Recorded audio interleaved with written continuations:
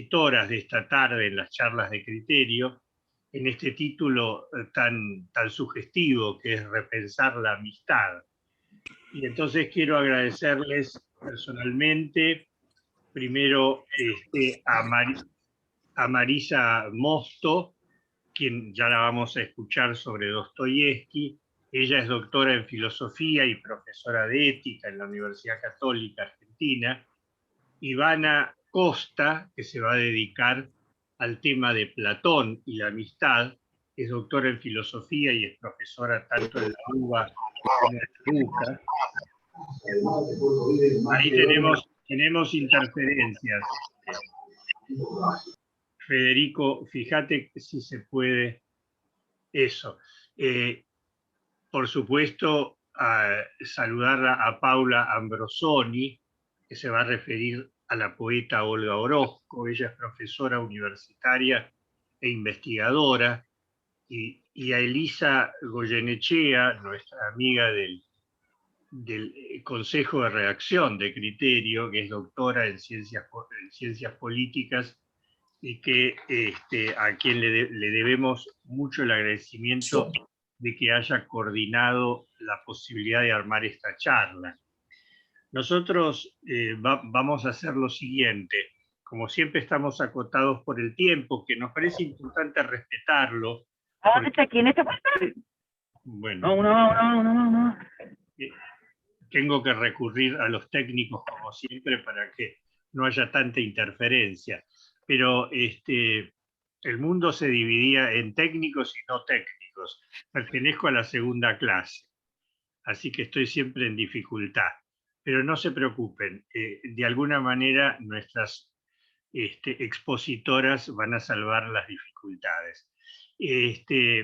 Entonces, lo que voy a hacer primero, después de volver a agradecerles a las 4 su presencia esta tarde, decirles que en lo posible mantengan silenciado el micrófono para que podamos seguirlo todos, y después se harán las preguntas que consideren interesantes o aportaciones por chat, y ya las expositoras irán viendo qué pueden contestar o referir al respecto.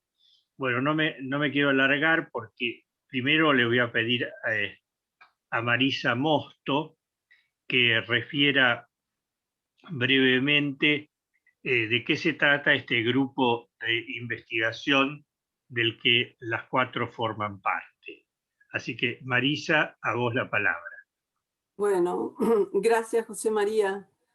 Bueno, me toca presentarnos a las 4.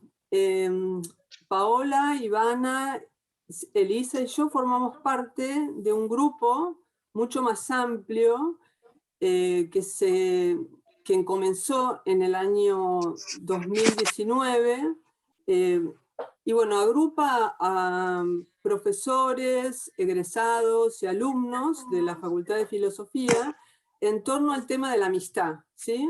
Filía, amicitia y amistad es el título que nos congrega porque de ese modo queremos mostrar con filía, amicitia y amistad las distintas fuentes a que nosotros, de las cuales bebemos, ¿sí? Y elegimos el tema de la amistad porque nos parecía muy importante para la vida, en primer lugar.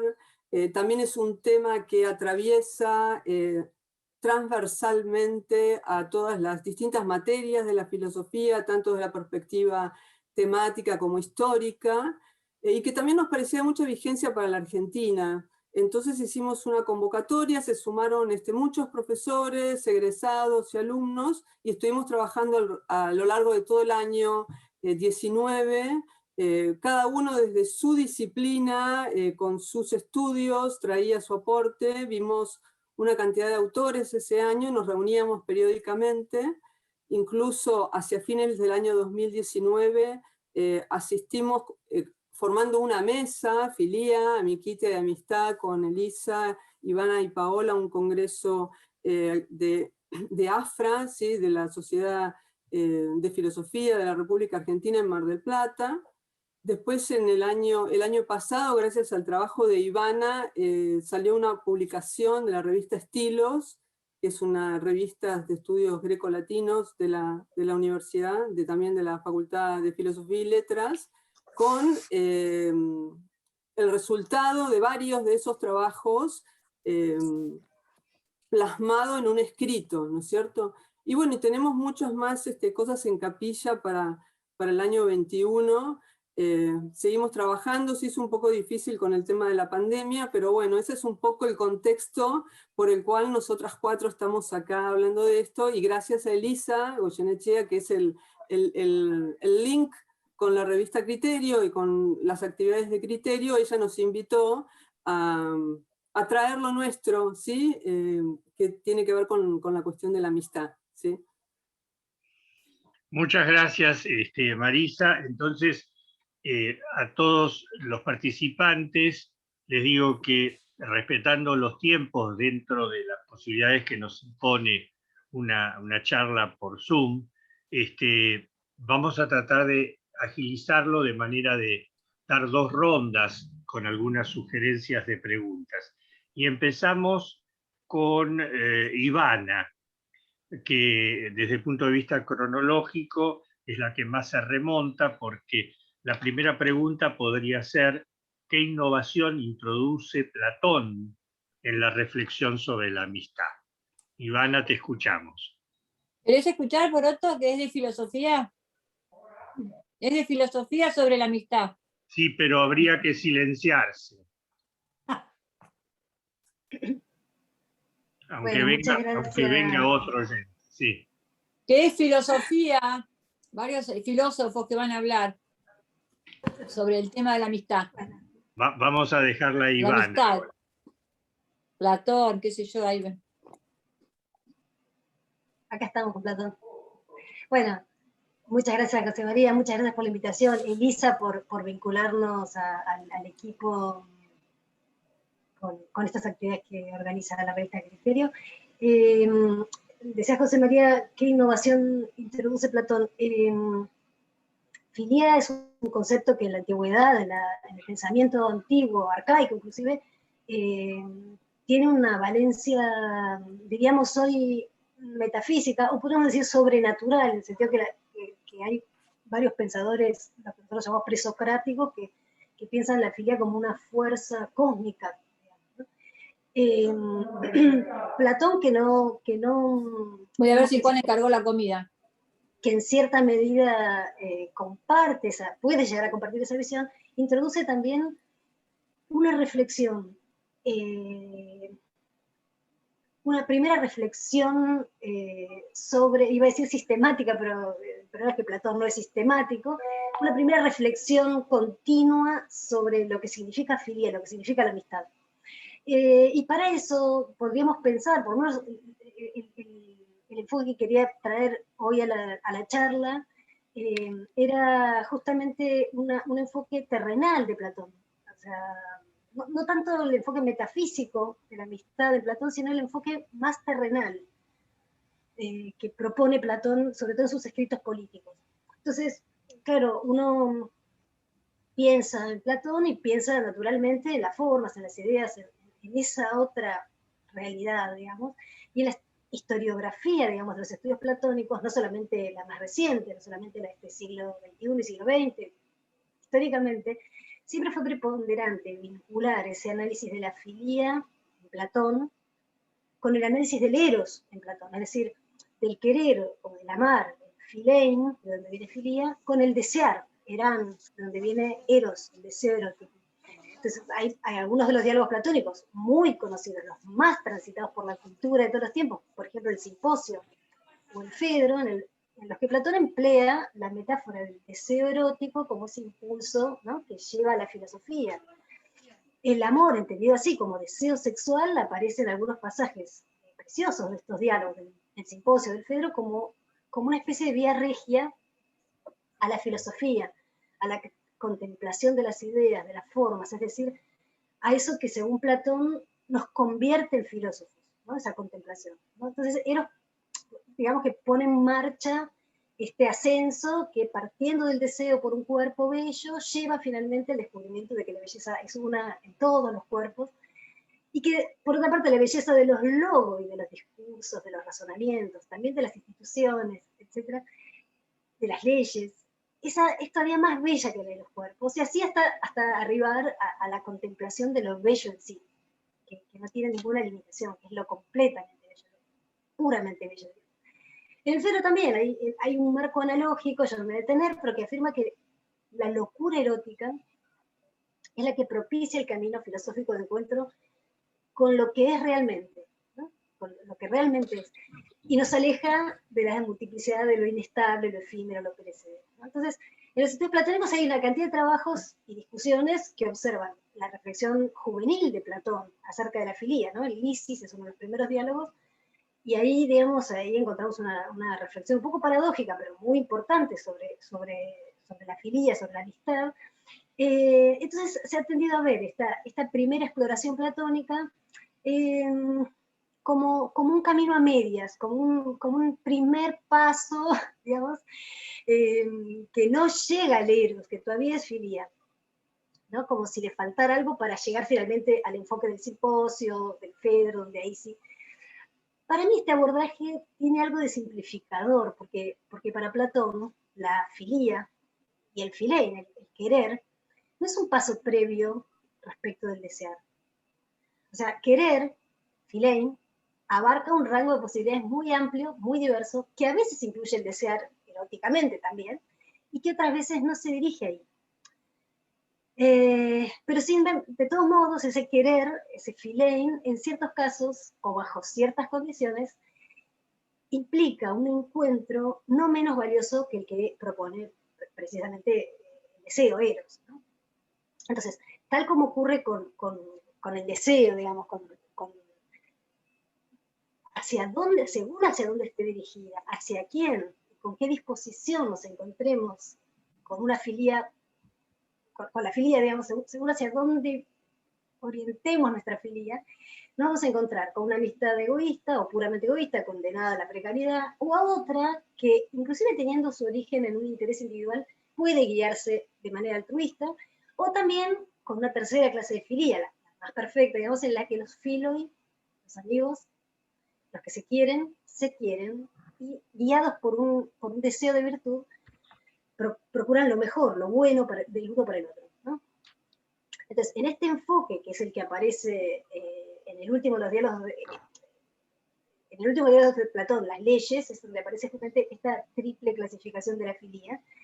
Ahí no se buscan las alturas de metafísicas del simposio, ni tampoco hay una digamos, precisión de si querer bien implica alcanzar ese protonfilon, eso amigo en sentido primario, eso que se busca por sí mismo y por ninguna otra cosa más, como si fuera, digamos, alguna prefiguración de la idea del bien o de lo bueno en sí, ¿no? En las leyes no aparece esto. Lo que aparece es la filía que va al encuentro de lo humano y de lo problemático, ¿no? Digamos, es la vía para encontrar, si se quiere, la mejor versión de lo humano en la propia comunidad y en la polis, ¿no? Entonces, yo arrancaría con la Carta Séptima, un documento muy valioso, sabemos que es probablemente el único escrito en el que Platón habla de sí mismo, y mira retrospectivamente lo que fue su vida, ¿no? Cuenta los motivos que lo llevaron a alejarse del ejercicio de los cargos políticos, pero no de la reflexión sobre la polis y la práctica, digamos, como consejero sobre todo, y ahí en la Carta Séptima le explica que de joven siempre se había imaginado participando activamente de puestos de mando, ¿no? Sin embargo, tras la condena y muerte de Sócrates esto cambió, ¿no? Entonces, al ver la crisis moral y política de su patria, al constatar ese grado de corrupción y decadencia en la que se encontraba la polis y los dos partidos que en ese momento se enfrentaban, entendió que no tenía ninguna manera de ser parte de la solución él mismo si no contaba, dice textualmente, con filoi, con amigos y colaboradores de confianza con quienes pudiera reflexionar sobre cómo mejorar la situación política, digamos, a la deriva, ¿no? Entonces, este texto de la Carta Séptima se suele interpretar como una descripción implícita de ese impulso que dio origen a la academia. ¿no? Que lo llevó a Platón a crear esa escuela que después dura hasta el siglo VI de la era cristiana, ¿no? Un espacio de convivencia entre filoi, entre amigos, con quienes efectivamente Platón vivió hasta su muerte reflexionando sobre cómo forjar una polis justa, sobre cómo ser virtuoso, qué quiere decir ser virtuoso, en qué consiste la vida buena, ¿no? Entonces, la filía aparece, digamos, como la condición de posibilidad del ejercicio filosófico en la práctica, ¿no? Es lo que permite. No hay muchas descripciones que tengamos, documentos que describan cómo funcionaba la academia, aunque hay un breve pasaje de la Ética Nicomaquea de Aristóteles, donde justamente al final, en el libro noveno, uno de los 2 libros que dedica Aristóteles a la filía, en el que se ofrece un pequeño pasaje que parece estar mirando, a mí me hace que Aristóteles está como mirando una foto instantánea, muy vieja, de lo que fueron sus años juveniles en la escuela de Platón. El texto, lo voy a leer, dice así: eso en lo que para cada uno consiste el ser, eso para lo que se desea vivir, en eso quieren pasar el tiempo con sus amigos. Así unos beben juntos, otros juegan juntos, otros hacen gimnasia juntos, o van juntos de casa, o filosofan juntos, sin filosofein. Y pasan juntos el día en eso que más aman, por encima de todo en la vida, ¿no? Ahí cierra, ese es todo el pasaje que les quería leer, cierro acá. Hay un gran aristotelista, Enrico Berti, ¿no? que dice que acá Aristóteles está refiriéndose a su experiencia en la academia, cuando la vida consistía en aprender, desplegar la discusión filosófica, el debate, la investigación en conjunto. Esos amigos que menciona Aristóteles, dice Berti, no pueden ser más que Platón y los otros condiscípulos, digamos, que también aparecen en la Ética mencionados como amigos en otros pasajes, ¿no? Y es curioso que el único texto, el primer texto donde aparece ese verbo sin filosofein, ¿no? Sin, que es con, ¿no? La preposición sin es con, y filosofein, filosofar, este filosofar en conjunto, filosofar juntos, ese sin filosofein es el que Aristóteles identifica con eso en lo que para cada uno consiste el ser, eso para lo que todos desean vivir, ¿no?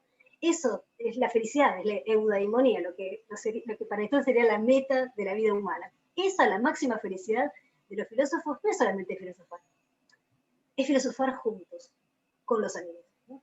Y eso es algo que él experimentó en la academia platónica. Entonces, insisto con que la filia es la base del proyecto filosófico que fue la academia. Ahora, vamos a los textos, ¿no? Desde un punto de vista teórico, en los diálogos políticos, sobre todo en la República y Leyes, la filia aparece como el supuesto sobre el cual, digamos, sin el cual no se puede formar una comunidad.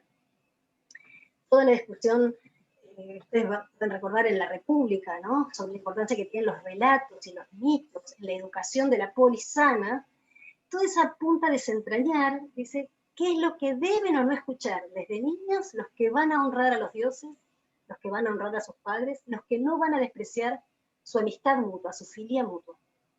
O sea que los guardianes, los más capaces, digamos, para cuidar de la ciudad, por hacer una polis sana, ellos se preocupan más por aquello que aman, por aquello que, el verbo que usaría es filein, ¿no? Por aquellos que quieren, que aman. Y aman lo que cree que tiene intereses iguales, se ama, digamos, lo que tiene el mismo interés que uno, digamos. Y si eso es irle bien a uno, entonces eso es lo que uno quiere, que a uno le vaya bien y a los otros le vaya bien. O sea, la filia es uno de los pilares, lo mismo que el respeto a los padres, lo mismo que el respeto a los dioses, el inverso para Platón, en la polis sana. Por eso, un criterio para reconocer quiénes serían los auténticos guardianes de la polis consiste en determinar qué es lo que esa persona quiere, qué es lo que ama, qué es lo que filei, no lo que dice amar, ¿no? Sino lo que efectivamente ama. No se trata de conocer teóricamente o profesar, digamos, sino lo que le es realmente querido, ¿no? No se trata solamente de conocer, sino también de querer el bien, ¿no? Ahora, dicho esto, la República no se concentra demasiado en los diferentes tipos de filia, ni tampoco en cómo es que se puede incentivar en la poli y la filia, ¿no? El centro de la República, todos saben, es la educación filosófica, ¿no? De los guardianes, que es lo único que puede salvar a la polis, ¿no? Convertir a la polis en algo sano. En cambio, las leyes digamos, no con resignación, como pensaba Joseph Collins, sino más bien con actitud madura y pragmática, ¿no? Platón piensa, bueno, pero ahora, con la educación que ahora tenemos, ¿no? Sin esos estándares tan altos de educación que él preveía en sus años maduros en la República, ¿no? ¿Cómo podemos lograr una comunidad, digamos, de Filoi, ¿no? Entonces, desde la primera página, las primeras páginas de las leyes, la pregunta es cómo forjar una comunidad. Cómo forjar, además, sobre todo, ¿no? el mejor cuerpo de leyes, capaz de regir una nueva polis, y a una comunidad en ella, ¿no? Entonces, las leyes tienen que forjar buenas koinonías y buenas comunidades, ¿no? Curiosamente, la primera institución comunitaria, es una palabra que yo agrego, la primera koinonía, digamos, que analiza las leyes, de último diálogo que escribe Platón, analiza las comidas en común, que eran muy habituales entre los cretenses y entre los espartanos, ¿no? Ahora, de estas comidas, en griego es sysitia, rápidamente Platón lleva la conversación a los simposios, ¿no? Los simposios típicamente atenienses. No banquetes, que lo traducimos porque es una comilona, sino un simposio, es decir, una reunión con vino y con discursos. Los simposios son como una forma de koinonía de máxima relevancia para la formación de una comunidad, entonces, comunidad de benevolencia de amigos y entre amigos. Así lo considera Platón. La referencia a la filía en esta koinonía del simposio, digamos, del vino, no es un detalle, es una diferencia importante respecto a la costumbre de comidas en común que tienen los cretenses y los espartanos, porque ellos hacen comidas en común sobre todo en el ámbito castrense, en el ámbito militar, en el ámbito guerrero. Pero lo que se busca en las leyes, lo que busca Platón, son leyes para la paz, ¿no? En Irene, no para la guerra. Por otra parte, la polis tiene que ser libre, tiene que ser prudente, tiene que ser amiga de sí misma. Y además el mejor juez es el que es capaz de dictar leyes, es decir, prevé que junto con la, digamos, vigilancia del conjunto, prevé que los ciudadanos se hagan filoi, se vuelvan filoi. Entonces la vida en común no es solamente entre amigos, sino que su meta es incrementar la amistad. Platón tiene en mente una práctica que muchos de nosotros podemos reconocer como muy grata entre amigos, ¿no? Juntarse a beber entre amigos. Ahora, quizás no es tan claro, y eso hay que buscar un poquito, digamos, interpretar un poquito las palabras un poco críticas, ¿por qué se incrementaría la amistad o la benevolencia en una koinonía, en una polis, por juntarse a beber vino, ¿no? Porque eso sería bueno para la legislación, ¿no? Para un grupo de personas que tiene que pensar leyes para la comunidad. Como cualquiera de ustedes seguramente diría, lo mismo le dicen los interlocutores del ateniense en las leyes, o sea, los simposios que conocemos, o las reuniones de vino que conocemos, suelen terminar en un griterío de borrachos, o en el mejor de los casos, un desastre más grande, ¿no? Mientras que Platón, a través de este personaje del ateniense, hace ver que el vino es central en todo simposio, pero el otro elemento central es un guía experimentado, un conductor testigo, ¿no? Como el conductor testigo que cuando vuelven de las fiestas entre los chicos se reparten, uno que no bebe y conduce, digamos, que organiza los temas de discusión, la música, la danza que pudiera ser adecuada, y ese guía está atento a poner a cada bebedor frente a las emociones que el vino libera. Ese es el punto, ¿no? El valor del vino radica en su poder literalmente de psicofármaco, que deja las emociones a flor de piel. Y a esas emociones que libera el vino apunta la educación, ¿no? Platón entiende que el buen ciudadano tiene que ser, desde el punto de vista emocional, intrépido, valiente, tiene que defender a los suyos, a sus hermanos, a la polis, a las leyes, pero también tiene que ser temeroso, es decir, tiene que sentir pudor, tiene que poder sentir vergüenza, que son una especie de miedo, ¿no? El miedo a verse descubierto en algo indigno delante de sus amigos. Lamentablemente, dice Platón, las leyes, ni las divinidades nos han dado, ni nosotros hemos descubierto un fármaco que provoque miedo. Sin embargo, existe un fármaco que provoca esta intrepidez y esta confianza desmesurada, excesiva, inoportuna, que es el vino.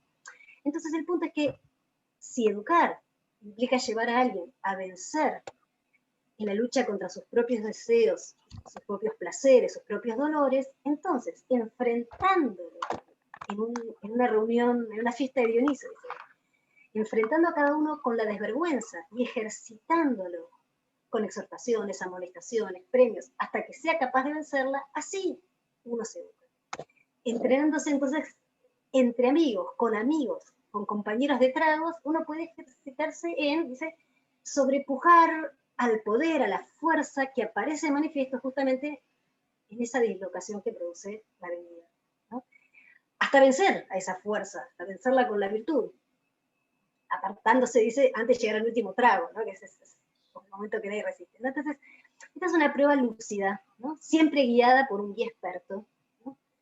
Y siempre será más barata, literal, y menos riesgosa que padecer en carne propia a las almas ariscas, a las almas desvergonzadas, ¿no? Entonces, este tratamiento de las bebidas en común introduce una cierta teoría psicológica, muy diferente de la que se expresa en República, recupera estos aspectos irracionales para emplearlos pedagógicamente en la reafirmación de la virtud, y justamente en fortalecer esa comunidad de simposiantes, donde todos pueden beneficiarse del poder farmacológico del vino y ejercitarse a la vez en tratar de ser menos desvergonzados, tratar de volverse temerosos, es decir, temerosos de decir o hacer algo que lo avergonzaría frente a los demás, algo que resultaría entre amigos insoportable, ¿no? O sea, el vino entre amigos nos permite recuperar algo de la vergüenza y algo del pudor, justamente las dos virtudes políticas, ¿no? Entonces, este recurso pedagógico de la fiesta de Dioniso vuelve a los dolores y a los placeres en un factor de unión, ¿no? No para que ellos nos gobiernen el dolor y el placer y dejen de lado al lugar que les tocaría, digamos, ocupar, a la ley y la razón, sino convirtiéndolos en factores de unión, ¿no? Fomentando que todos se alegren y se entristezcan, o más bien que nos alegremos y nos entristezcamos de la misma manera, por los mismos éxitos y por las mismas pérdidas, ¿no? Evitando la división que se produce cuando uno sufre y los otros se alegran por las mismas situaciones. Esto que parece un programa tan difícil, ¿no? Alegrarse por lo mismo y entristecerse por lo mismo, algo que parece tan difícil en el siglo IV a.C. y hoy, en día, aquí y ahora, parece más sencillo si se puede intentar entre amigos. Esa sería la propuesta terrenal. Y aquí los dejo, porque yo creo que me pasé un poquito de tiempo. Muchas gracias, Ivana. Después volvemos. Haciendo un salto en el tiempo, un salto grande, le vamos a preguntar a Marisa, que se ha dedicado a la obra de Dostoyevsky, uno de los enormes autores rusos, ¿en qué novela o en qué personaje ella elegiría, o cuál de ellos elegiría para ilustrar la idea de la amistad, precisamente, que es el tema de esta tarde? Me veo obligado a decirles que, más allá de los deseos de intercambiar noticias y saludos, conviene que tengamos todos silenciados los micrófonos para poder seguir a las expositoras. Entonces, ahora estamos con Marisa. Adelante. Bueno, gracias, José María. Gracias, Ivana. Lindísima la exposición. Y yo me voy a enganchar con una idea que vos presentaste en un momento, donde dijiste que la amistad era la condición de posibilidad, por decir así, de lo humano, ¿no? Del desarrollo de lo humano, porque creo que la propuesta de Dostoyevsky va por ese lado también. Y soy una aficionada a Dostoyevsky, ¿eh? No soy una especialista de Dostoyevsky, así que hablo desde ese lugar. Y pensando en cuál sería la novela o los personajes que nos pueden enseñar sobre lo que piensa Dostoyevsky sobre la amistad, creo que en primer lugar los personajes que son amigos o que se abren a la amistad o que significan como la encarnación de la actitud ideal para construir amistad serían Sonia, de Crimen y Castigo, y el príncipe Mishkin del Idiota, ¿sí? Y bueno, ahora voy a tratar de presentar a mi modo de ver, ¿no? Esto es como un criterio muy subjetivo de lecturas propias y de ver, atar cabos, ¿no es cierto? Yo creo que el significado de la amistad para Dostoyevsky, o de lo que significa la amistad para la existencia humana, quizás podría dilucidarse tomando dos novelas como contrapuntos. Una es Memorias del subsuelo, que es del año 64, 1864, y la otra Crimen y Castigo, que es del 66. ¿Sí? Creo que las dos novelas presentan conflictos similares y resoluciones diferentes, ¿no? Sobre el tema de la amistad, ¿no? Que es el que nos ocupa. Yo me enfoco en ese tema, porque las novelas estas plantean una cantidad de otros temas, ¿no?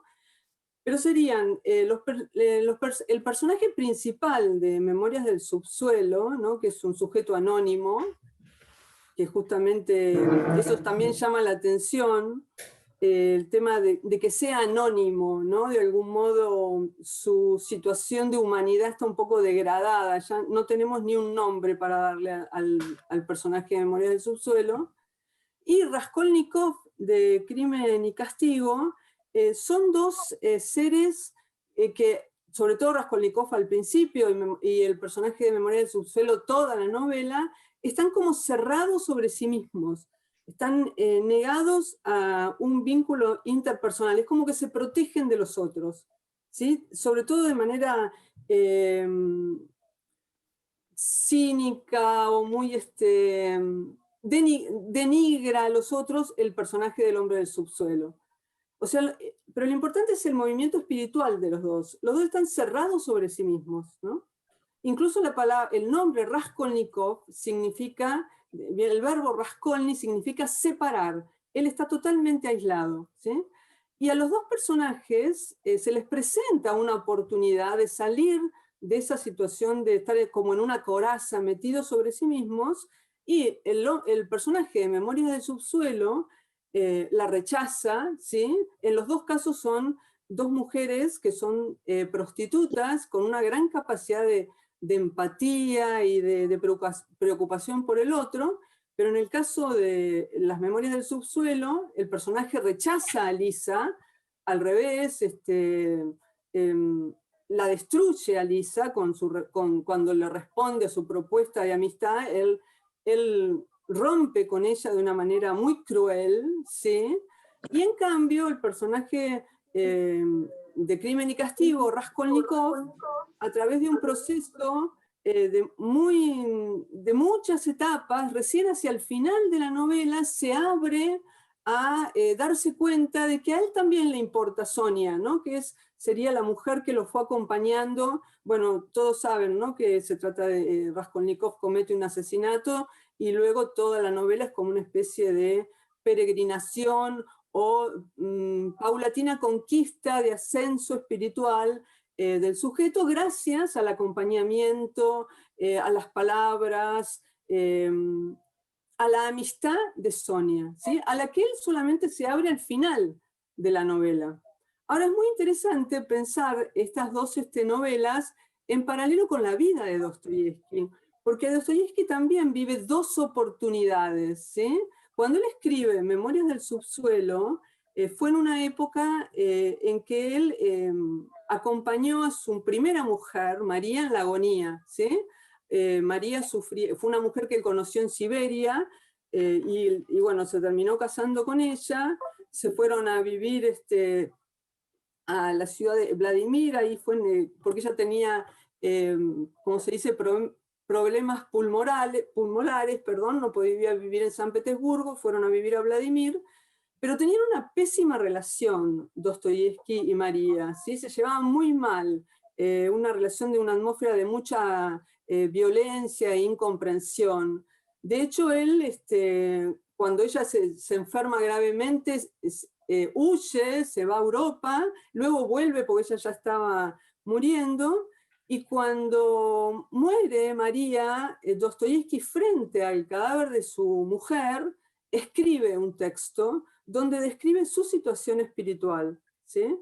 Y entonces ahí, en ese texto, que para mí es clave para comprender muchos de los personajes de Dostoyevsky, él da testimonio de que él se siente, él, y él lo proyecta sobre todos los hombres, como víctima, o mejor dicho, sujeto de dos fuerzas, ¿no? De dos fuerzas interiores. Una fuerza que nos lleva a cerrarnos sobre nosotros mismos, a ver a los otros como enemigos, ¿sí? A cerrarnos sobre nuestro propio ego, a de algún modo defender nuestra quintita, por decir así, al margen de los demás, ¿sí? Y otra fuerza que nos recuerda constantemente cuál es el ideal, ¿no? Por dónde pasa la vida, que él lo interpreta en la figura de Cristo, que la verdadera vida humana con mayúsculas pasa por la entrega de la vida, ¿sí? Entonces, de algún modo, el sujeto de Memorias del Subsuelo representa la situación interior en la que se encontraba Dostoyevsky cuando lo escribe, que porque fue en el mismo año, en el 64, que muere María y que él vive la agonía y que escribe Memorias del Subsuelo. Hay otros motivos también para la escritura de esa novela, pero no vienen al caso, yo me detengo en este. Y en cambio, Crimen y Castigo lo termina de escribir cuando conoce a su segunda mujer, que es Ana, ¿sí? Él tiene que, Crimen y Castigo fue una novela que se publicaba por entregas en El Mensajero ruso, ¿no? Y él en un momento tiene que interrumpir la escritura de Crimen y Castigo porque tiene que entregar una novela, que es El Jugador, a un editor, había hecho un contrato, había pedido un adelanto por esa novela, pero si no entregaba esa novela tal día, entonces ese contrato iba a favor del editor y Dostoyevsky perdía los derechos de autor, y no solo del Jugador, sino de muchas otras novelas. Entonces los amigos le contratan una taquígrafa para que él pueda escribir en un mes El Jugador, ¿sí? Y esa taquígrafa terminó siendo su segunda mujer, Ana, ¿sí? Que él describe como un regalo del cielo, ¿no? Como que a partir de Ana empieza para él una nueva vida. Y al final de Crimen y Castigo, también para Raskolnikov empieza una nueva vida. ¿Cuándo? Cuando él se da cuenta de que a él también le importa Sonia, porque hasta ese momento había sido Sonia la que estuvo siempre presente, lo acompañó, y él de algún modo soportaba su presencia, en algún punto obedecía lo que ella decía, pero no había un vínculo que surgiera del corazón del personaje. Ahora, si al final, cuando por una circunstancia Raskolnikov teme que perderla a Sonia, se da cuenta de cuánto le importaba a ella, y además está muy bien descrito por Dostoyevsky esa revelación, porque aparece la luz del amanecer, es época de la Pascua de Resurrección. Raskolnikov la ve a Sonia que llega, él no la perdió, sino que ella llega, viene, y la alegría que le inunda a él, la experiencia del vínculo, ¿no? De que hay un entre, por decir así, hay un espacio entre, en que habitan los dos de manera conjunta, él y Sonia. Ya no está aislado, separado, sino que empieza a vivir la vida como algo en común. Pero lo llamativo es también que la primera reacción que tiene Dostoyevsky es que también no solo se siente aunado a Sonia, sino a todo el género humano, ¿sí? Porque una de las cosas que el personaje decía a lo largo de la novela es que él se sentía como muerto, como separado de todos los hombres. Pero el vínculo con Sonia es como que también repercute en su relación con todos los otros. Él lo describe en su relación con los presos, ¿no? En la cárcel. De repente se sintió que era parte integrante de esa comunidad, ¿sí? Pero como algo que vino de rebote de su relación con Sonia, ¿sí? Entonces, como si el personaje dijera, yo también soy un ser humano, ¿sí? Recién cuando él tiene un vínculo de amistad, se siente plenamente un ser humano. Y esa sensación lo llena de una alegría tan grande que los 7 años que tiene por delante en Siberia le parecen nada. Dice, ¿qué son 7 años si los puedo vivir desde este lugar, desde esta experiencia vital, ¿no? Esto sería, está en línea con lo que decía Ivana, ¿no? Que la célula de la comunidad o de la sociedad, la célula básica, no es el individuo, es la amistad, es el dos, ¿sí? La comunidad de dos personas, ¿no? Me parece que pasa por ese lado la concepción de la amistad en Dostoyevsky, y yo para el trabajo para el grupo Filia tomé a otro autor ruso que se llama Pavel Florensky, que da un paso más e interpreta esa célula, ese de a dos, como que a su vez echan raíces, ¿sí? En el amigo con mayúsculas. O sea, que la amistad de a dos personas esconde una amistad más profunda, que es la amistad de Dios y el hombre, ¿no? Y Florensky se basa ahí en esa promesa evangélica de Jesús, que dice, donde dos o más se encuentren en mi nombre, ahí estoy yo. Y ahí se hace más claro, desde esta interpretación, me parece, lo que describe Raskolnikov, o sea, la amistad con Sonia la abre al cuerpo, ¿no? Al cuerpo de amistad que es la sociedad, o al cuerpo de lazos fraternales que es la sociedad. Bueno, eso serían como las ideas así más generales que yo les propongo, ¿no? Después, si quieren, hablamos de Mishkin, pero veo como la actitud fundamental para la amistad, esa actitud de presencia de Sonia, pero luego recién cuando Raskolnikov se abre a introducirse en ese vínculo, ahí empieza para él una vida plenamente humana. Es como que antes de eso su experiencia vital era infrahumana o una humanidad mutilada, ¿sí? Y con esto termino esta parte. Vieron que Woody Allen tiene una película que se llama Crímenes y Pecados, ¿sí? De algún modo plantea una situación similar de un asesinato, etcétera, pero la resuelve de otro modo dentro de una sociedad que se piensa a sí misma en términos de competencia, individualismo, y no se llega a esta salida en la fraternidad. Ahí yo creo que esa película manifiesta como por contraste o sería como la contracara o el negativo, o presenta bien la deshumanización que significa encarar la propia vida desde una actitud individualista, ¿no? La pérdida de la riqueza de lo humano. Bueno, los dejo. Muchas gracias, Marisa, muy linda tu exposición.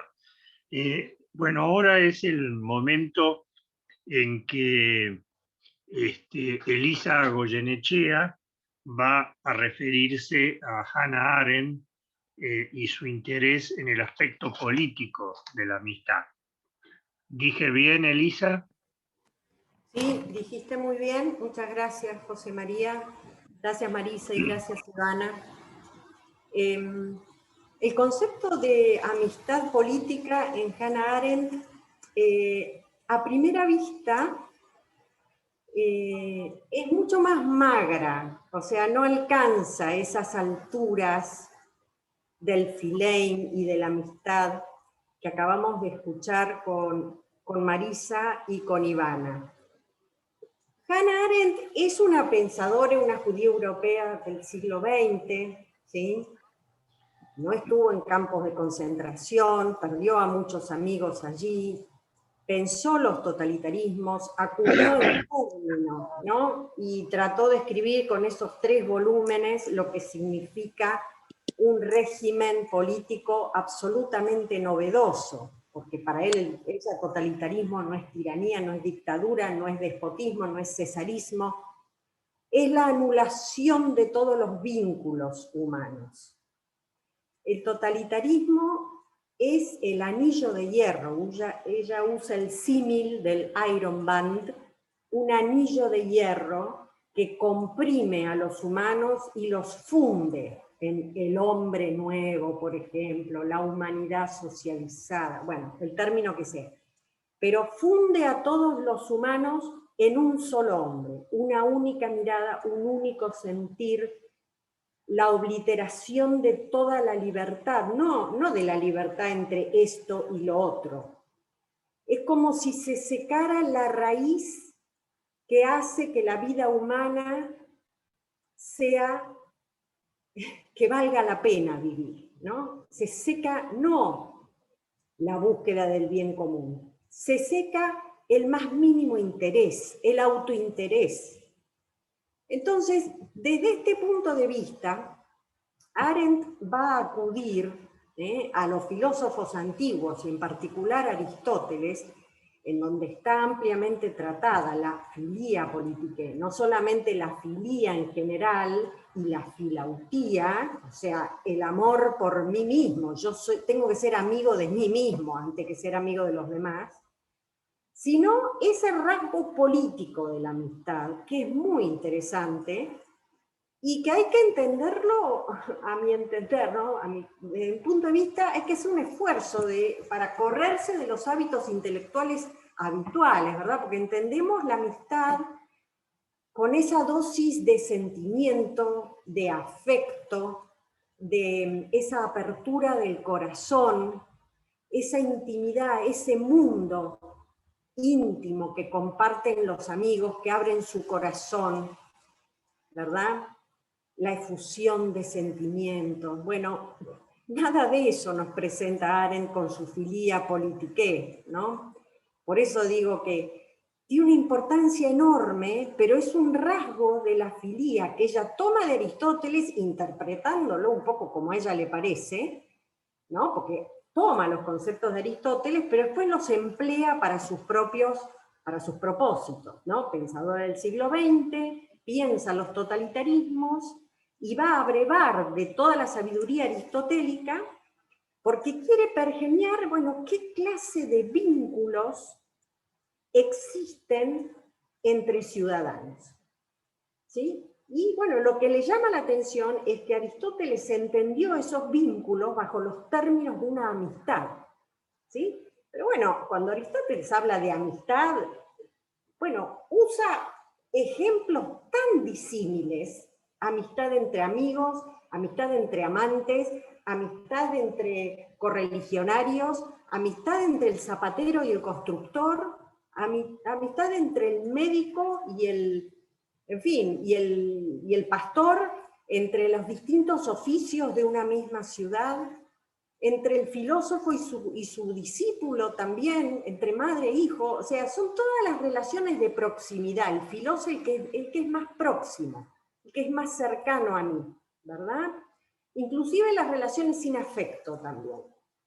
Entonces, claramente a Arendt le interesa muchísimo este concepto de la filautía, o sea, a Arendt le viene como anillo al dedo, porque yo tengo que relacionarme y ser amiga de mí mismo, tengo que ser una conmigo mismo, tengo que coincidir conmigo misma antes que poder entablar amistad con los demás. Eso por empezar. Ese es un tema particular de Arendt que no hace tanto a la filía politiqué, pero es muy interesante porque en ella activa la conciencia moral, esta amistad conmigo mismo, que es una salida muy, muy ingeniosa y muy inteligente a la cuestión de la fundamentación última de la moralidad. Pero no es el tema que nos ocupa. El tema que nos ocupa es la filía politiqué, que para Aristóteles es un instrumento igualador. En toda comunidad política, vos lo que tenés que lograr, dice Aristóteles, es la igualación de los distintos. Entonces, ahí ya tenemos que hacer un esfuerzo inmenso de pensar que para un griego los humanos no nacen iguales, ni son creados iguales, ni son iguales por naturaleza, sino que son todos distintos. Y bueno, por ahí nos esforzamos un poco y no nos resulta tan raro, ¿verdad? Porque claro, nosotros vivimos en una cultura en donde somos creados iguales, o somos iguales por naturaleza, todo eso es muy lindo. Pero también palpamos intuitivamente que somos todos distintos, ¿sí? Porque todos somos únicos, somos todos únicos y distintos, ¿sí? Tenemos una individualidad irreemplazable, no hay ni una biografía igual a otra, ¿verdad? Entonces, para Aristóteles, ¿cómo haces el isásthenai? Isásthenai en griego es volver los equivalentes, ¿no? La palabra isos, como que está contenido en isósceles, ¿verdad? Isonomía. ¿Cómo vuelvo iguales a los absolutamente distintos? Entonces, Les doy dos ejemplos, solamente dos maneras de igualación. La tercera, ¿no? o la culminante en una comunidad política es la amistad política, que inclusive llega a ser reemplazo de la justicia. Cosa que a nosotros, yo no lo puedo entender directamente. ¿Cómo puede ser que la igualación en una comunidad política no repose en la justicia política, sino en la amistad entre los buenos, o sea, entre los amigos por virtud? Entonces, vos decís, ¿cómo igualo a los absolutamente distintos? Y Aristóteles dice, una manera de igualar es la justicia en las transacciones comerciales. ¿Cómo igualás al zapatero y al médico? ¿Cómo igualás al constructor y al pastor? O sea, cada uno de ellos ofrece algo a la comunidad. Entonces vos necesitas un dispositivo igualador, ¿sí?, que balancee las contraprestaciones. Bueno, el dispositivo es el dinero, con lo cual Aristóteles llega a pergeñar un derecho comercial, como hoy diríamos, un derecho comercial, que hace que en una comunidad las transacciones se hagan con justicia. Eso no hace una polis, dice Aristóteles. Eso hace una tribu, un clan, una reunión de familias, opulenta, rica, que tiene toda la vida resuelta, pero no es una polis, porque te falta el régimen, te falta la justicia política, ¿no? La justicia política, dice Aristóteles, es la que dirime quiénes forman parte y quiénes quedan afuera. ¿Quién es el grupo de iguales y quiénes quedan afuera? Bueno, entonces, cuando Aristóteles dice la amistad, bueno, hay distintas formas, la amistad por placer, la amistad por utilidad, la amistad por virtud. Por placer me junto con mis amigas para jugar al tenis. Por utilidad, bueno, tengo este grupo, qué sé yo, de vecinos, porque nos llevamos muy bien para poder hacer unas peticiones en conjunto al municipio, porque estamos... Y después tenés amigos por virtud, en donde no está la concurrencia del placer ni de la utilidad. ¿Está?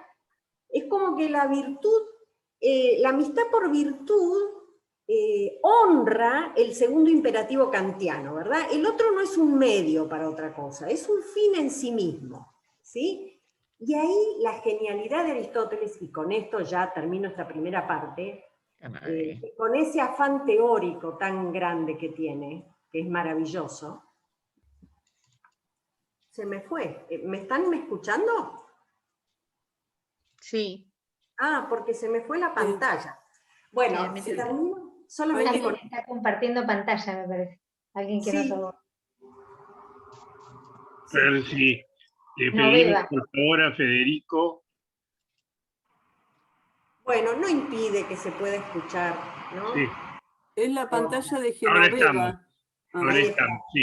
Bueno, perdón la interrupción, pero bueno, para Parece que en recuperar todas un partes, poquitito el hilo. En las transacciones comerciales vos te igualás al médico y el constructor con un artilugio, con un dispositivo, que es el dinero que ordena las contraprestaciones. Pero en la amistad entre buenos, en la amistad entre ciudadanos, en la amistad por virtud, ¿cuál es el dispositivo igualador? ¿Cómo igualás a los distintos, ¿no? Y la genialidad de Aristóteles allí es decir, bueno, pero la amistad es una virtud, ¿eh? Es una excelencia humana, y como toda excelencia humana, es praxis, o sea, es una acción, no es un padecimiento. Yo soy eminentemente activo con la filía. Es un hábito electivo, hexis, ¿verdad? Es una virtud, es un hábito. Soy eminentemente activo. ¿En qué? En seleccionar a los mejores, ¿sí? Por eso para Aristóteles y para Arendt, la filía politicae es un hábito discriminante, en el mejor sentido del término. Es activo, no es pasivo, ¿sí? El vínculo pasivo es la amistad entre hermanos, el vínculo pasivo es los vínculos filiares, el vínculo pasivo es la amistad, los vínculos raciales o de fenotipo, de fraternidad. El vínculo político es discriminante y selectivo por naturaleza, porque yo elijo a los mejores. Instaura un principio aristocrático de asociación, ¿sí? Es un hábito electivo. Por lo tanto, la contraprestación es inherente a la virtud. ¿Entienden?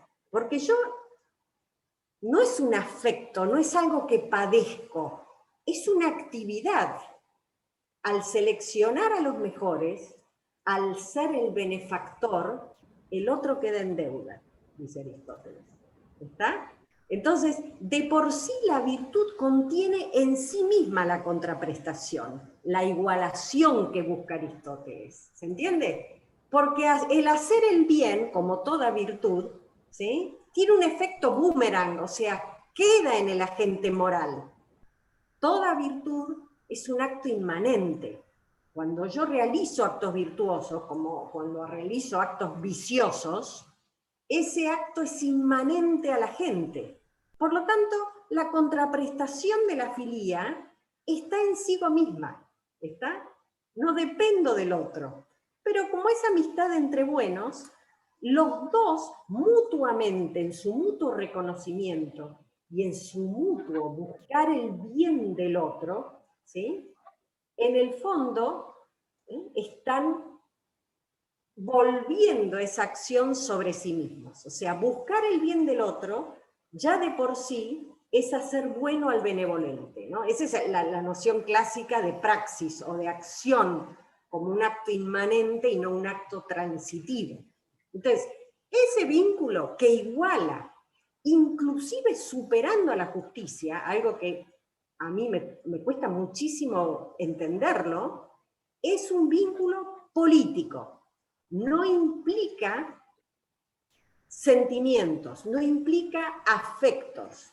Produce la koinonía, la comunidad, e instaura la concordia. Bueno, ese vínculo de los distintos, es decir, que no son hermanos, que no instaura una comunidad que surge orgánicamente del linaje, de la raza, de la identidad religiosa, ¿sí?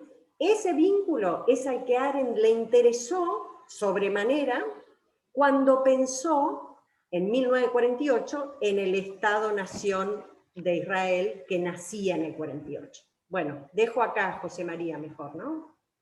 Muchas gracias, Elisa. Muy lindo toda tu exposición, como siempre. Y creo que ahora vamos a la cuarta expositora, la última de esta tarde, que es Paula Ambrosoni, también docente universitaria e investigadora, que toca un tema muy curioso, porque ella se va a centrar en la relación que encuentra entre la poesía de Olga Orozco y el tema de la amistad. ¿Es así, Paula? Sí, José María, sí, muchas gracias. Te escuchamos. Bueno, yo les voy a contar un poquito cómo estoy trabajando la obra poética de Olga Orozco y en este proyecto de pensar la filía con las chicas. Bueno, me fui encontrando, en realidad yo lo que buscaba en Orozco es su experiencia acerca del cuerpo, que es lo que a mí me interesa estudiar, es lo que estoy trabajando. Entonces, en esa búsqueda de la experiencia poética del cuerpo de Olga Orozco, me encontré un poco, digamos, con algunos de los conceptos que acaba de comentar Elisa. Me encontré con la filía y me encontré también con la filautía, ¿no? Me encontré con esto del amor o de la amistad con los otros, pero también de la amistad con uno mismo. Y en Olga Orozco se da como un proceso a lo largo de toda su obra. Supongo que todos conocerán a Olga Orozco, si no digo dos palabras, una gran poeta argentina, nacida en 1920, en un pueblo de La Pampa, en Toay, cerquita de Santa Rosa, y muerta en 1999. Justo el año pasado se cumplieron 100 años de su nacimiento, así que la deben haber escuchado o leído por ahí, porque hubo un montón digamos, de reconocimiento, aunque fue en pandemia y no se pudieron hacer todas las celebraciones del caso, pero bueno, se escribieron muchos trabajos acerca, y se dieron seminarios, etc. El asunto es que Olga Orozco tiene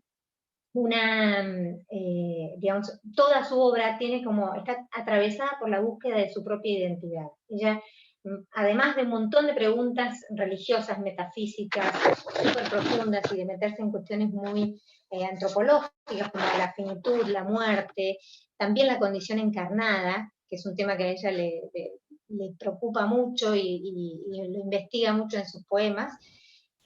Como que lo que unifica de alguna manera su obra es la búsqueda de su propia identidad. Y en esa búsqueda, Olga Orozco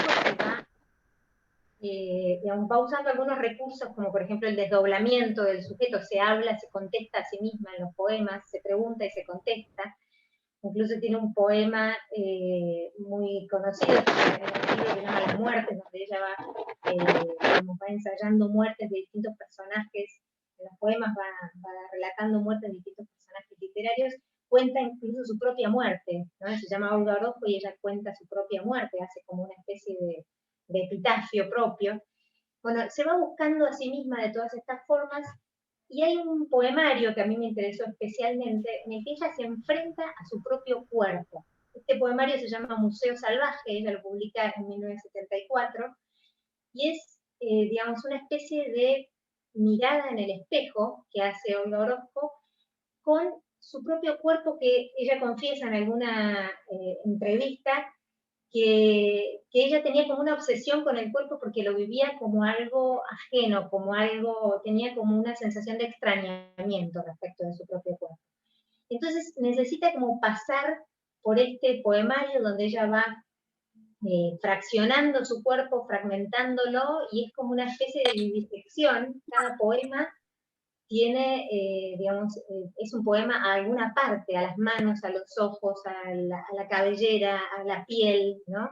A los propios tejidos, donde llega a decir, por ejemplo, de sus tejidos, dice, tanta carnicería de leyenda levantada en mi honor, ¿no? Es como un extrañamiento muy fuerte que le genera su propio cuerpo. Incluso hay un poema que se llama Lamento de Jonás, que es análogo, digamos, al encierro de Jonás en la ballena, con el que ella siente dentro de su propio cuerpo, ¿no? Hay una visión del cuerpo como muy pesada, muy gnóstica o platónica, donde hay un desprecio y una mirada negativa sobre el cuerpo. Entonces, en este Lamento de Jonás, que ella termina diciendo, ¿quién ha dicho acaso que este fuera un lugar para mí? ¿No? ¿Quién ha dicho que el vivir adentro de un cuerpo fuera un lugar para mí? ¿No? Tanta es la dificultad que tiene de aceptar su propia condición encarnada, ¿no? Yo veía entonces que junto con esta visión tan negativa del cuerpo, se da también a lo largo de la obra otra visión asombrosamente diferente, y que tiene que ver con el cuerpo como puente, como respuesta, como espejo, que se da en las relaciones interpersonales, se da en los vínculos justamente donde hay filein, ¿no? Donde hay amor, donde hay afecto. Hay un poema que me gustaría leerles un fragmento solamente. El poema es largo, se llama El narrador, en el libro... Perdón, Paula, antes de ir al poema, sí. Me recuerda tanto Romina Ryan como Federico que por favor los oyentes tengan muteados sus micrófonos y en lo posible permitan que no entren ruidos, eso, nada más. Adelante, Paula. Perfecto. Bueno, decía entonces que hay un poema que se llama El narrador, donde el cuerpo, justamente ella pone al cuerpo a narrar la propia vida, ¿no? Y narra desde el cuerpo. Y entonces ella utiliza dice que por momentos el cuerpo es un texto descriptivo, por momentos parece una leyenda negra, pero hay un momento que es especial, digamos, en este poema, donde ella dice, cuando llega el amor, y el cuerpo se convierte en el protagonista de una fábula única, ¿no? Voy a compartir un pedacito de este poema, y dice, llega el amor, su séquito de estrellas, y el ala inalcanzable del deseo, sobrepasando siempre los límites de toda separación, de todo abrazo. Y el cuerpo se hace altura, precipicio, vértigo, desvarío, dispuesto a transgredir y hacer atajo hacia lugares en los que nunca estuvo. Él, el protagonista de una fábula única, el que se prueba por primera vez el corazón, los ojos y las manos, y es la respuesta exacta y el espejo donde alguien recupera el paraíso. Bueno, me parece un fragmento que es muy lindo y digamos, de unas imágenes muy exquisitas para decir esto, ¿no? Del cuerpo como justamente como el lugar de la donación, el lugar del encuentro, ¿no? Pero en el mismo poema aparece algo que también me parece llamativo, que es, vuelvo a compartir, cuando el amor se termina, cuando sucede la tragedia de la separación o de la muerte, dice, esto es un fragmento solamente, dice, aunque al final apenas permita traslucir la puñalada del destino, así agoniza cada vez el mundo, con un cuerpo que sobra y con una novela interrumpida. No habrá, bueno, hasta ahí nomás, porque no quiero hacerlo tan largo, ¿no? Un cuerpo que sobra y una novela interrumpida, ¿no? Y dice después que el cuerpo, que no hay aridez como la que se narra con un cuerpo que termina en sí mismo, ¿no?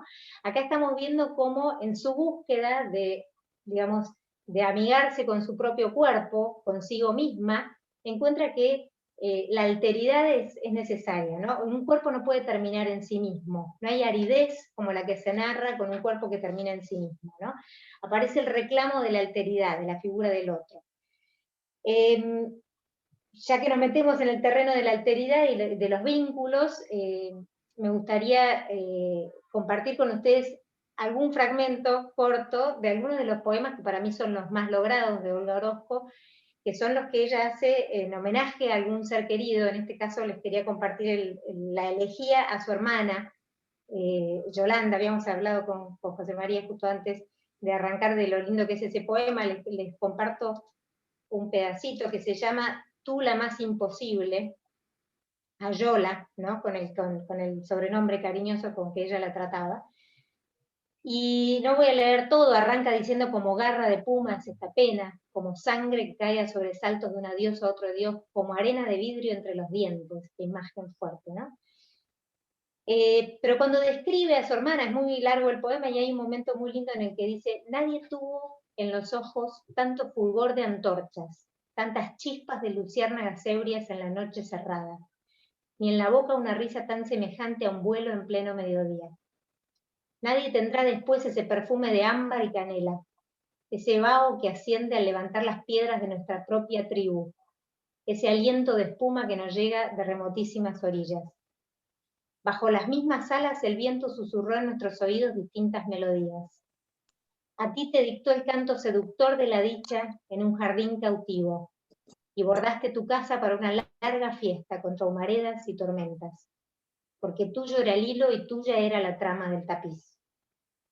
Ahora ya eres reina, tú llegaste primera, y ahora soy apenas poco más que mendiga en el final de la carrera. Tú ya lo sabes todo, tú la más imposible de los muertos. Este es un poema lindísimo, hay fragmentos salteados, esto está publicado en el poemario Con esta boca en este mundo, y nos muestra un poquito, digamos, cómo la poesía se nutre, ¿no? de estos sentimientos justamente de amor y de Philein, ¿no? Y en este caso del amor a una hermana. También hay un poema muy lindo, voy a pasar por encima, pero es justamente el que le escribe a su discípula y amiga Alejandra Pizarnik, que se llama Pavana para una infanta difunta, tomando el título de una obra musical de Ravel en realidad, pero bueno, ella lo usa para este poema. Y ahí cuando se despide de su amiga muerta tan tempranamente, tan trágicamente, la imagina como una pequeña pasajera sola con tu alcancía de visiones y el mismo insoportable desamparo debajo de los pies. Al final le termina ordenando, lo mismo que Cristo a la muchacha que resucita, la hija de Jairo, ¿no? Y le dice, escuchen esto que es muy lindo, le dice, pero otra vez te digo, ahora que el silencio te envuelve por 2 veces en sus alas como un manto. En el fondo de todo hay un jardín. Ahí está tu jardín, Talita Kum. O sea, le desea la resurrección, ¿no? Hablando de esto de la benevolencia y de desear el bien, le desea ni más ni menos que la resurrección y encontrar su paraíso, ¿no? Voy a saltear un poema a la abuela que es bellísimo, pero que no quiero excederme en el tiempo, pero quiero volver porque me parece que para cerrar un poco la idea, hay entre los últimos poemas publicados póstumos, Hay un poema que a mí me resulta muy significativo porque ella vuelve sobre el tema del cuerpo, pero es un cuerpo de alguna manera redimido. Después de toda esta exploración por la que pasó en Museo Salvaje, que es del 74, ahora estamos hablando de poemas que se publicaron después de su muerte en el 99. Y hay uno muy, para mí digamos, como que aclara mucho el cambio que se opera en su mirada, que se llama Himno de Alabanza, y justamente es un himno que ella le está, digamos, está dirigiéndole al tú trascendente, en este caso a Dios, ¿no? Y es un himno en el cual ella agradece, entre otras cosas, por el propio cuerpo, ese cuerpo con el que se ha reconciliado, ¿no? Comparto para que leamos juntos algún fragmento, voy a saltar el de la abuela, con el dolor del alma, y dice, después de, digamos, de enumerar todas las maravillas a las que los sentidos nos exponen, cómo nos muestran el mundo los sentidos, termina reconociendo esto, ¿no? Y dice, desde lo más profundo de mi estupor y mi deslumbramiento, yo te celebro, cuerpo, suntuoso comensal en esta mesa de dones fugitivos. A ti, protagonista de paso en cada historia del amor que no muere, intermediario heroico en todas las batallas de la tierra y el cielo. Tú, mi costado de inevitable realidad. ¿Sí? Este sería digamos, para cerrar un poquito el recorrido, me parece que el itinerario que podemos ver en Orozco va pasando como si fuera de una alteridad primera, que es la de uno consigo mismo, esta filautía de la que hablaba Elisa, ¿no? De ser amigo de uno mismo, por la que ella tiene que transitar, digamos, y el autoconocimiento, la aceptación de la propia condición encarnada que tanto le cuesta, por su tendencia a lo espiritual y a la trascendencia, hasta llegar a otra alteridad hacia afuera, la alteridad del yo-tú, ¿no? La alteridad de los vínculos que acabamos de leer tan profundos, así, digamos, estos vínculos interpersonales tan profundos, ¿no? Pero al mismo tiempo es importante ver cómo esto es de ida y vuelta, ¿no? Cómo hay una contrapartida como dialéctica, porque esos mismos otros a los que ella ama y reconoce, son los que le han devuelto el cuerpo redimido gracias al acontecimiento del amor, ¿no? Hay un cuerpo que se redime en la donación, en la entrega, en el encuentro con el otro, y que vuelve con una valoración distinta, y que entonces sí puede ser finalmente celebrado y agradecido como un don, porque recobra esa condición de puente y esa condición de respuesta exacta y de espejo donde hay que recuperar el paraíso, ¿no? Que era eso que decía antes.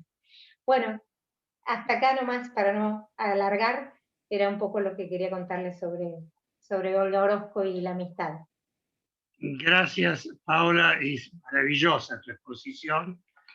Da ganas de pensar en un nuevo encuentro de poesía. Hablábamos antes con Elisa que muchas veces la poesía acierta más directamente en la médula de las cosas que la misma filosofía. Pero bueno, son dos caminos, ¿no? Nosotros ya estamos en los tiempos que habíamos previsto. Se me ocurre que lo que podemos hacer es pedirle en 3 minutos a cada una de las expositoras que cierre su intervención esta tarde, empezando quizás con el orden que habíamos puesto, con Ivana primero y después vamos siguiendo. ¿Te parece, Ivana? Si querés cerrar con... Bueno. Perfecto, sí, era, o sea, básicamente el punto que me pareció interesante traer hoy era esta revaloración de la filosofía como un medio para trabajar sobre las emociones, ¿no? Que parecen siempre como en ámbito platónico parecen siempre como ese cuco, ¿no? Que hay que tener atado.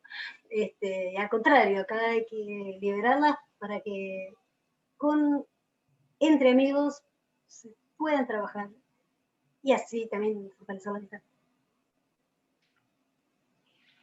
Muchas gracias. Marisa. Bueno, sí, es difícil cerrar. Me quedó colgado el personaje de Mishkin, que quizás en esa lucha interior que yo les comenté que describía Dostoyevsky, creo que el personaje de Mishkin simboliza el ideal, ¿no? Incluso él había pensado en Mishkin como el hombre bueno, ¿cómo sería la encarnación de un hombre bueno ideal?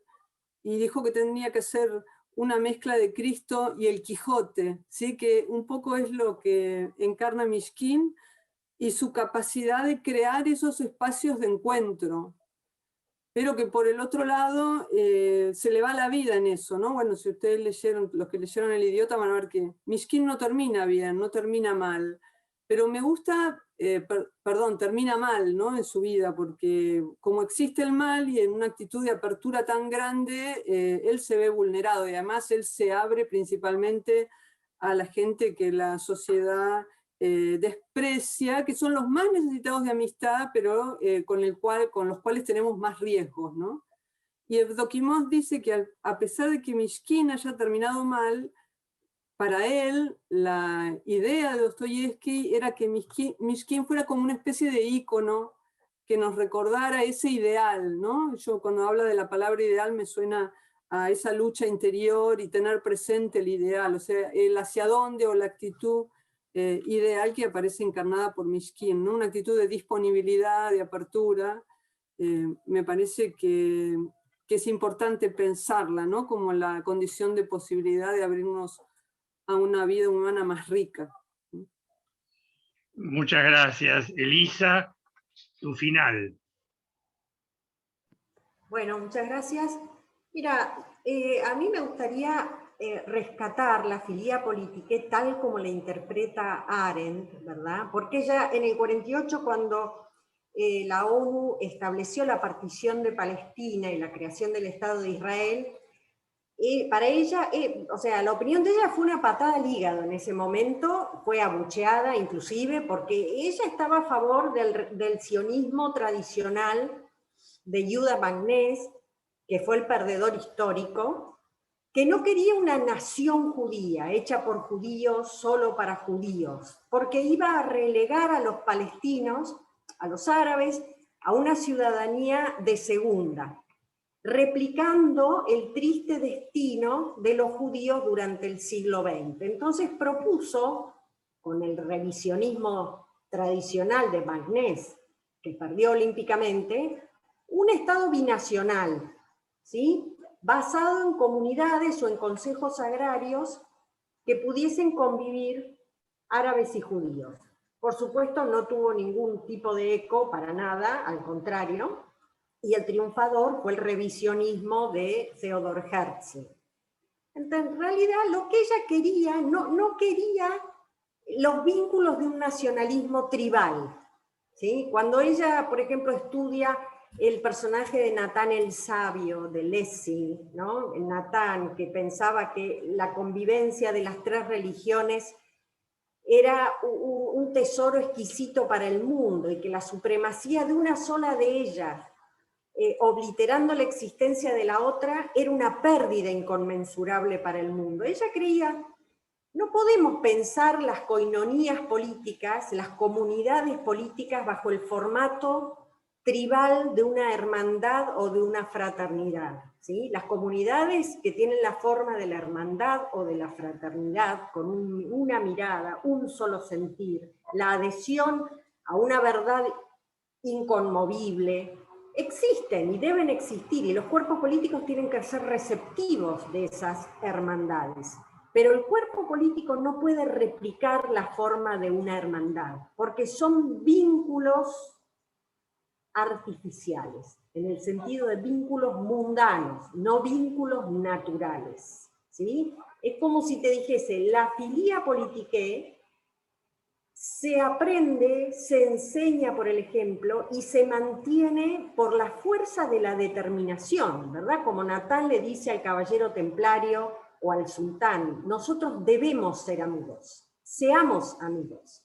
No son los lazos filiares, no son los lazos de una hermandad, son lazos políticos, ¿no? Y eso es lo que ella buscaba para Israel, y creo que merece la pena ser leída porque son vínculos que eventualmente podrían ayudarnos a superar las grietas faccionales dentro de una comunidad. Podemos no adherir a los mismos bienes, a los mismos fines, no tener las mismas lealtades, pero podemos convenir en un consensus iuris, ¿sí? En un marco de justicia, como decía Cicerón, ¿sí? Un sentido elemental de justicia que nos permite convivir. No es amor, es filia politica. Muchas gracias. Gracias a vos, Elisa. Y ahora nos despide finalmente Paola, la que nos trajo la memoria tan linda de Olga Orozco. Bueno, me queda una cosa que la voy a dejar también hablar a Olga, les voy a leer 2 versos muy cortitos de 2 poemas, 2 fragmentos, pero me parece que la idea es la siguiente, un poco estas relaciones humanas que construyen un mundo y que le dan sentido al mundo, como decía Marisa en el caso de Dostoyevsky, ¿no? Como que ese mundo que se genera entre dos amigos o dos personas que se aman. Olga lo dice muy bien cuando en un pedacito del poema de Yola dice: voy a mirar la parte que me dejas, y dice, voy a partir en 2 nuestras hogueras, el palomar, los soles, las tormentas, las quintas y los médanos.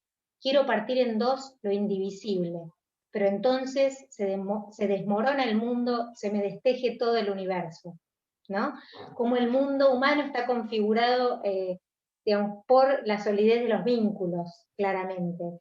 Y cuando despide a Valerio también dice algo parecido, y dice, y me pregunto ahora cómo hacer para mirar de nuevo una torcaza, para volver a ver una bahía, una columna, el fuego, el humo de la sopa, sin que tus ojos me aseguren la consistencia de su aparición, sin que tu mano me confirme la mía. Y me parece de una belleza increíble que la mano de otro me confirme la existencia de la propia, ¿no? Y que los ojos de otro me confirmen que ese mundo que está ahí afuera es el mundo que compartimos. Me parece que ella lo dice mejor que nadie, así que por eso quería volver a alguno de sus versos. Y por ahí alguien me preguntaba de dónde son, de qué libros son tomados. Yo tengo poesía completa, se los recomiendo, porque ahí están todos los poemarios, en una edición de Adriana Hidalgo, y bueno, igualmente cada uno, después si quieren les paso cada poema con el poemario al que corresponde. Pero bueno, eso era lo último que quería decir. Gracias, José María. Oh, gracias a ustedes y gracias a todos los que nos acompañaron con mucha participación en el chat, con sugerencias y preguntas, que bueno, irán viendo ustedes después, porque el tiempo nos imponía respetar lo que nos habíamos propuesto. Quiero agradecerle muchísimo a Marisa Mosto, a Ivana Costa, a Paola Ambrosoni y muy particularmente a Elisa Goyenechea, que se ocupó de combinar entre todas ustedes esta charla, que me parece muy, muy valiosa, y a las que nos veremos obligados a volver con temáticas muy similares, porque creo que despierta mucho interés. Mirando un poco someramente las pantallas y las intervenciones vía chat, se me ocurría que un autor como, por ejemplo, hubiera sido alguno de los cineastas tipo surrealistas, hubieran dicho, ¿y por qué no hacemos también un encuentro solo con fotografías o con grabaciones y con interrupciones? Bueno, pero eso se lo dejamos a Buñuel. No, nosotros no podemos hacer eso. Romina, si vos querés avisarnos, esto se va a subir después esta grabación. Sí, creo que se superó la capacidad que teníamos en el Zoom, así que habrá habido personas que no han podido entrar. Vamos a subir el video de esta charla al canal de las charlas de la Fundación Criterio. Están las anteriores, va a estar esta. Les agradecemos a las expositoras, un lujo tenerlas en este encuentro y escucharlas. Nos quedamos con ganas de más, así que bueno, ojalá se pueda replicar el encuentro con estos mismos autores o con otros en algún momento, con otros temas, no sé, quedará en manos de ustedes, y agradecer también a los asistentes que, bueno, la confianza en Criterio y las ganas de participar de estos encuentros por Zoom. Bueno, muchísimas gracias a todos, gracias en el nombre de nosotras cuatro, fue un gusto para nosotras participar de este encuentro, y bueno, ojalá que la próxima vez, si se da, seamos también receptivos a las preguntas de los que escuchan, ¿verdad? Y que no sea tanto una exposición nuestra. Un placer, gracias. Bueno, gracias Federico. Después vos disponés de la grabación. Y de nuevo, un saludo a cada una de ustedes.